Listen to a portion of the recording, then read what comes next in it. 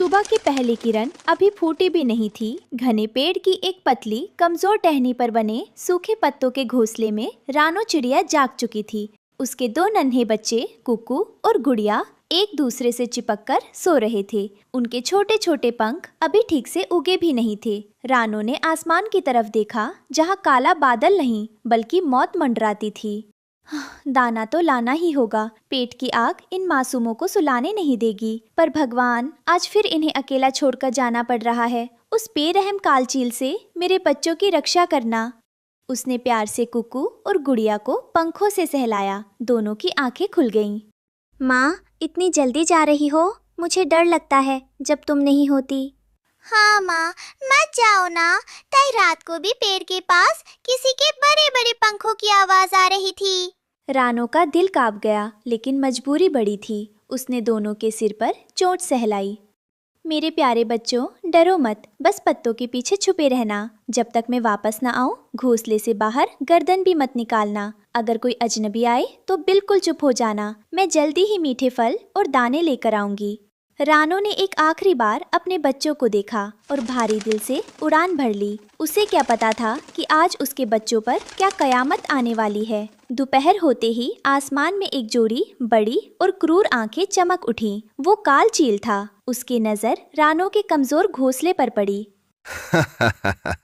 आज तो रानो चिड़िया घर पर नहीं है। उसके दो रसीले नर्म बच्चे अकेले हैं। आज का दोपहर का भोजन बहुत स्वादिष्ट होने वाला है। चील तेजी से नीचे झपटा। हवा के दबाव से घोंसला हिलने लगा। कुकू और गुड़िया ने आंखें खोली तो सामने यमराज जैसा चील खड़ा था। कुकू भैया, चील आ गया, भागो! कहाँ जाओगे नन्हे चूजों? मेरी चोंच से आज तुम्हें कोई नहीं बचा सकता। जैसे ही चील ने अपनी नुकीली चोंच बढ़ाई, कुकू ने अपनी पूरी ताकत समेटी। डर ने उसे उड़ने की हिम्मत दे दी। गुड़िया, अपनी आंखें बंद करो और पंख फरफराओ, ऊपर की तरफ उड़ो। दोनों बच्चे जान बचाकर सीधे उड़े। ठीक बगल वाले मजबूत पेड़ पर मिट्ठू तोते का पक्का और सुरक्षित घर था। मिट्ठू तोता अपने दरवाजे पर ही बैठा था। बच्चों को हाँफते हुए आते देख वो तुरंत समझ गया। कुकू, गुड़िया, अंदर आओ, जल्दी अंदर आओ। जैसे ही बच्चे अंदर घुसे, मिट्ठू ने अपने घर का मजबूत लकड़ी का दरवाजा बंद कर लिया। काल चील सीधे दरवाजे से टकराया। मिट्ठू तोते, दरवाजा खोल, ये मेरा शिकार है। भाग जा यहाँ से कालचील। मेरे जीते जी तू इन बच्चों को हाथ भी नहीं लगा सकता। अगर तूने और परेशान किया तो मैं पूरे जंगल के पक्षियों को इकट्ठा कर लूंगा। गुस्से से बादल चील ने मुड़कर रानो चिड़िया के खाली घोंसले को देखा। अगर बच्चे नहीं मिले तो मैं इनका नामो निशान मिटा दूंगा। चील ने अपने मजबूत पंजों से रानो के तिनके तिनके के घर को नोच डाला और उसे हवा में बिखेरकर वहां से उड़ गया। शाम को रानो चिड़िया चोंच में दानों का गुच्छा दबाए खुशी खुशी वापस लौटी। लेकिन जैसे ही वो अपनी टहनी के पास पहुंची, उसके पैर कांपने लगे। चोंच से दाने गिर गए। वहाँ कोई घोंसला नहीं था, सिर्फ कुछ टूटे तिनके हवा में उड़ रहे थे। कुकू, गुड़िया, कहाँ हो तुम लोग? मेरे बच्चे, कोई मुझे बताओ, मेरे बच्चे कहाँ हैं? क्या उस पापी चील ने? रानो फूट फूट कर रोने लगी। वो खुद को कोस रही थी। तभी पास के पेड़ से मिट्ठू तोता, कुकू और गुड़िया बाहर आए। माँ, हम यहाँ हैं। तुम ठीक हो? भगवान का शुक्र है। मुझे लगा मैंने तुम्हें खो दिया। रानो बहन, हौसला रखो। कालचील ने हमला किया था, लेकिन बच्चे समझदारी से मेरे घर आ गए।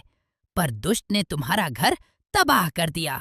तभी अचानक आसमान में काले बादल छा गए। ठंडी हवाएं चलने लगी और देखते ही देखते मूसलाधार बारिश शुरू हो गई। रानो के पास अब सिर छुपाने की भी जगह नहीं थी। वो भीगते हुए अपने बच्चों को पंखों में छुपाने की कोशिश कर रही थी, पर पानी की बूंदें उन्हें भिगो रही थी। हे ईश्वर, मेरी गरीबी ही क्या मेरा सबसे बड़ा गुनाह है। अब इस तूफानी रात में मैं अपने बच्चों को कहाँ लेकर जाऊँ? बेघर रानो उड़ते उड़ते जंगल के एक ऐसे कोने में पहुंची जहां हरे भरे लंबे बांस के पेड़ उगे हुए थे। वो एक बड़े बांस के नीचे बैठ गई ताकि बारिश की सीधी बौछार से बच सके। वो लगातार रोए जा रही थी। तभी एक गहरी और गूंजती हुई पर बेहद सुरीली आवाज आई। रो मत रानो, तुम्हारे आंसू इस जंगल की मिट्टी को भारी कर रहे हैं। रानो चौंक गई। उसने डर कर इधर उधर देखा।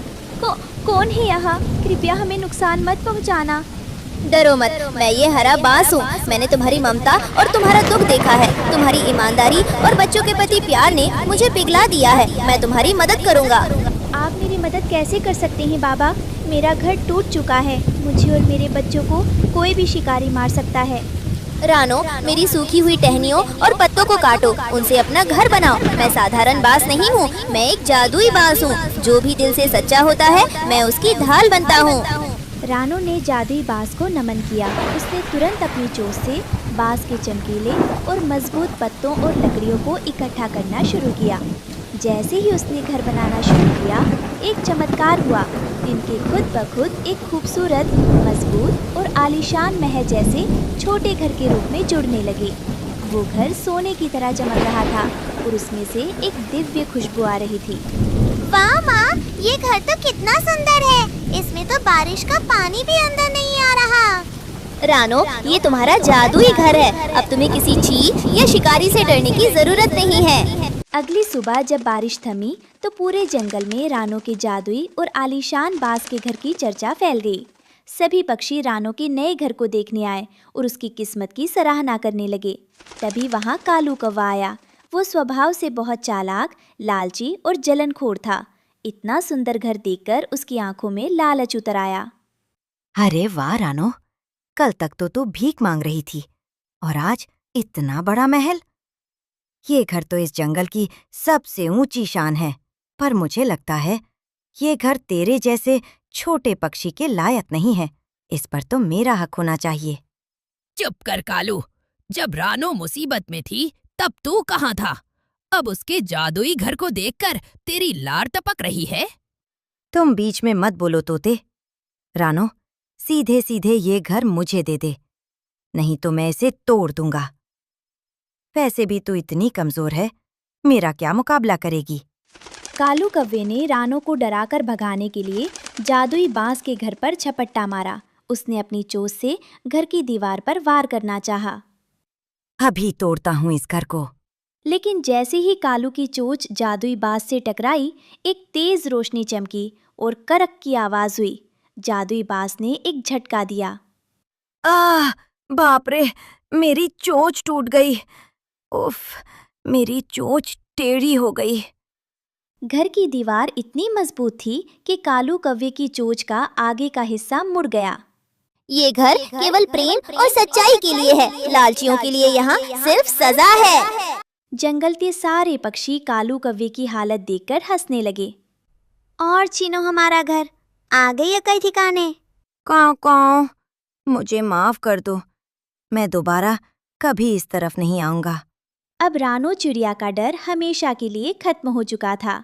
वो अपने सुंदर और अभेद्य जादुई बांस के घर में अपने बच्चों कुकू और गुड़िया के साथ सुरक्षित थी। काल चील ने भी जब इस जादुई घर के बारे में सुना तो उसने उस इलाके की तरफ आना ही छोड़ दिया। बाबा, आपका कोटि कोटि धन्यवाद। आपने मुझे और मेरे बच्चों को नया जीवन दिया है। सदा सुखी रहो रानो। जहाँ हिम्मत और सच्चाई होती है, वहाँ ईश्वर खुद कोई ना कोई रास्ता बना ही देता है।